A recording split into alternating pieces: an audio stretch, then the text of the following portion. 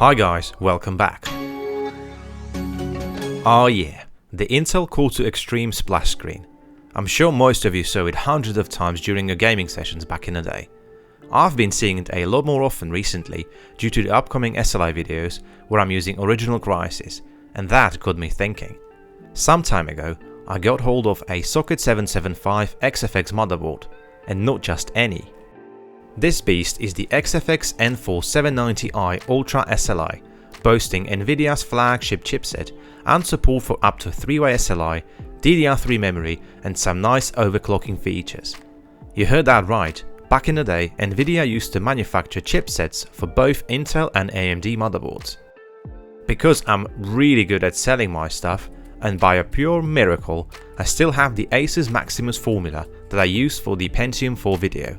This is an Intel X38 based motherboard, which supports just DDR2. You see where this is going, don't you? How about we put them head to head and see if pairing Intel's Extreme Core 2 processor with a DDR3 memory makes for a better gaming experience. But first, a quick look at the QX9650. Released in fall of 2007 and for eye-watering $999 US, this 4-core processor was manufactured on a 45nm process, and out of the box it runs at 3 GHz. With 130W TDP, huge 12MB of cache and unlocked multiplier, this processor was a pretty sweet deal for the extreme overclockers. Memory support is rather generous. Intel themselves no longer publishes this information on their website, but according to TechPowerUp, it should work with DDR, DDR2 and DDR3. Both test rigs had 8GB of system memory installed. The X38 system uses 4 sticks of HyperX DDR2 memory, which is running at 866MHz. The 790i Ultra system used 2 sticks of Kingston Fury DDR3 memory running at 1600MHz. At 250 and 350 USD respectively, these motherboards were considered high-end back in the day, so overclocking the 9650 to 4 GHz was fairly easy. I had to use Touchmore VCore on the Asus board to keep it stable.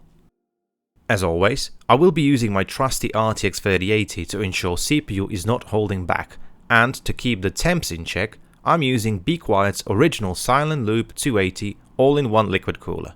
And let me tell you, sourcing parts to water cool a socket from 2 decades ago nowadays was surprisingly hard.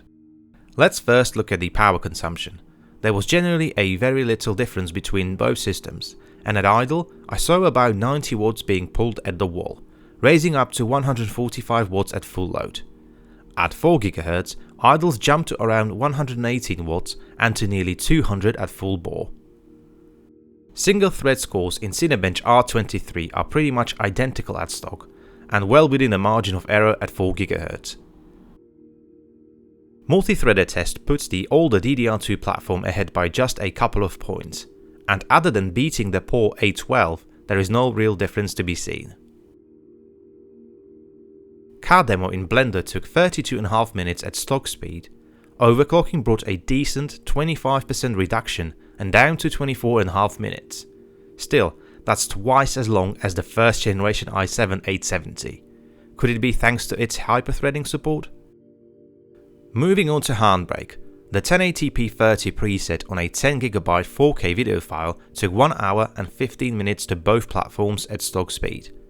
At last, 4 GHz showed the first noticeable difference, and to my surprise, DDR2 setup was faster by around 3 minutes. Not gonna lie, there's hardly anything between the two. This is nowhere near as exciting as I was hoping for, but up next, we move on to game benchmarks, so let's see if DDR3 can push some of its glory back. And we start off with F1 2018 at the Japan circuit. At stock speed at nearly 60 FPS on average, the DDR2 platform was almost 10 FPS faster. When overclocked to 4 GHz, both systems pushed nearly identical results, however, the victory still goes to DDR2. For a reference, first gen i7 delivered over 100 FPS on average in this test. Third rally using Ultra settings next. And similar to F1 2018 results, stock DDR2 system beats the DDR3 by about 10 FPS on average. Once again, at 4 GHz, the gap is much smaller, but still in favor of the older DDR2 build. Well, looks like a theme, doesn't it? Let's see the next game. Despite having the 9650 maxed out to 100% usage by both platforms, results in Deus Ex Mankind Divided are following the established pattern. Even though both stock and overclock results are much closer in this title, DDR2 takes the crown. Hey, not all is bad, we still beat the A12. Coming up to the last game we tested today, it's Forza Horizon 4. Again, solid 100% usage on both platforms, but no surprises to report. Stock and overclock results are pretty much in line with what we saw in previous games, and the DDR2 system takes it. Let's wrap this video up, and being totally honest and slightly disappointed, these were not quite the results I had in mind when going into this video. I was 100% expecting the newer and somewhat faster DDR3 memory to come on top, mostly in synthetic benchmarks, but to my surprise, it just didn't happen. There were plenty of reasons to purchase Nvidia's 790i Ultra chipset for your Extreme Edition processor, but I believe it was mainly the excellent 3-way SLI that sealed the deal for many enthusiasts back in the day. Today's test was based purely on the difference between the older DDR2 and, at the time, ridiculously more expensive DDR3. But at the end of the day, and despite the not really exciting results, any excuse to pull out the socket 775 board and overclock the Extreme processor is a win in my opinion, so if you've made it this far, thanks for watching.